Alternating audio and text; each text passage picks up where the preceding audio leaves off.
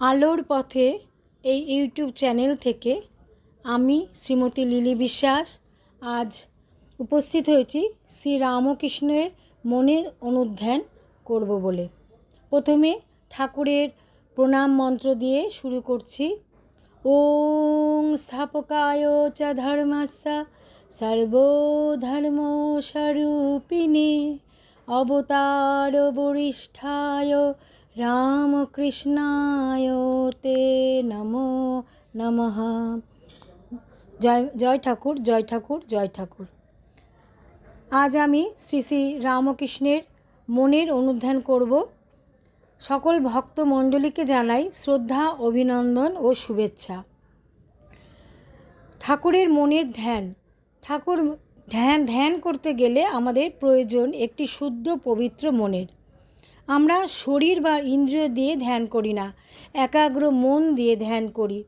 মনের আদেশে দেহ ও ইন্দ্রিয় কাজ করে। বেদান্ত মতে আকাশ, বায়ু, অগ্নি, জল, পৃথিবী এই পাঁচটি তন্মাত্রের সাত্ত্বিক অংশ মিলিত হয়ে মন, বুদ্ধি, চিত্ত, অহংকার উৎপন্ন হয়েছে।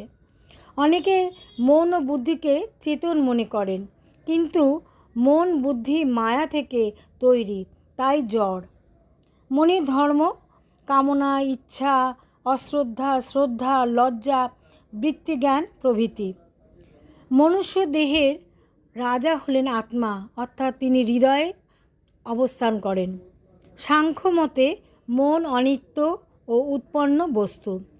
মন জীবের মুক্তি পর্যন্ত জীবিত থাকে।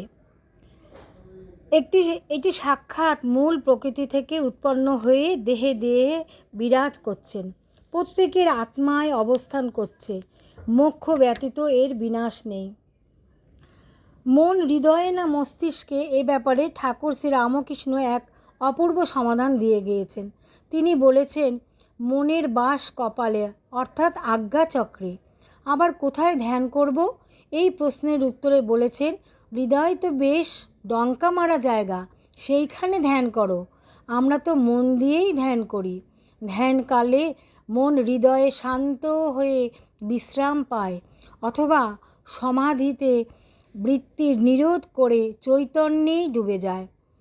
মন মস্তকে বসে ইচ্ছা শক্তির দ্বারা ইন্দ্রিয়ের সাহায্যে সব করে। ঠাকুরের কথা থেকে এটা বোঝা যায়, মনের বিশ্রাম ঘর হৃদয়ে। বেদান্তে সপ্তভূমি আর যোগশাস্ত্রের ষড়চক্র অনেক পাওয়া যায়। বেদের প্রথম তিন ভূমি মূলাধার, স্বাধিষ্ঠান, মণিপুর। শ্রী রামকৃষ্ণের মনের অনুধ্যানে আমরা তার ঠাকুরের রূপের ধ্যান করি, লীলার ধ্যান করি, কিন্তু খুব কম লোকেই তার মনের ধ্যান করেন। আমাদের মন অশুদ্ধ, সীমিত ও কামনা বাসনায় ভরা। ঠাকুরের মন ছিল শুদ্ধ, সীমাহীন এবং কামনা বাসনাহীন। তার এই বাসনাহীন মন এবং মনের বাসনা, আমাদের মন থাকে বাসনাহীন মন। আমরা যারা জড়, আমরা জীবাত্মা, আমাদের মন বাসনাহীন মন হতে পারে না।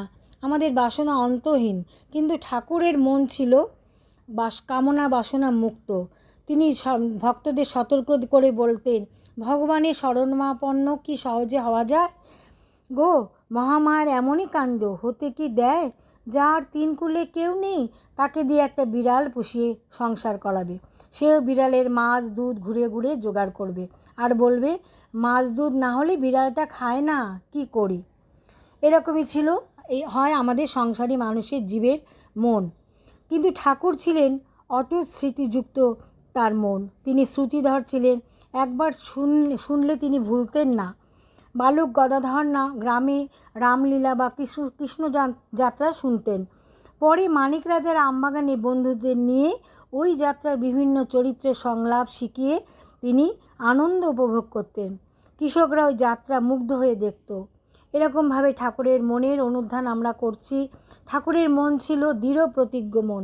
ঠাকুর কথা দিলে তা পালন করতেন। তিনি উপনয়নকালে ধনী কামারনির কাছে প্রথম ভিক্ষা নেবেন বলেছিলেন, এবং 9 বছর বয়সে উপনয়নের সময়, অর্থাৎ ঠাকুরের যখন উপনয়ন হয়, তিনি বড় ভাই রামকুমারকে তার এই ইচ্ছার কথা বললেন, এবং তার ইচ্ছায় অনেক সামাজিক মানে বাধা এসেছিল, কিন্তু ধনী কামারনির কাছ থেকে তিনি তার প্রথম ভিক্ষা নিয়েছিলেন। এবং তার মনটি ছিল অসীম সাহসী, এবং তিনি জঙ্গলে তিনি সাধনা করতেন। পঞ্চবটির বনে, গভীর জঙ্গলে, সেখানে তিনি ধ্যান করতেন। এবং ধ্যান সেই সময় দিনে দুপুরেও সেখানে লোক ঢুকতে ভয় পেত, কিন্তু সেখানে ঠাকুর গভীর জঙ্গলে বসে তিনি ধ্যানে মগ্ন হয়ে থাকতেন। এরকমভাবে ঠাকুরের মন ছিল সাহসী মন। এই ঠাকুরের এই মনের অনুধ্যান করে আমরা জীবাত্মা, আমরা তার মনকে অনুধ্যান করলে আমাদের মনে আমরা পবিত্রতা, সাহসী এবং কামনা বাসনাহীন একটি মন আমরা পেতে পারি। আজকে ঠাকুরের অনুধ্যান এই পর্যন্ত। সকলে ভালো থাকবেন, সকলকে ভালো রাখবেন। জয় ঠাকুর, জয় মা, জয় মা।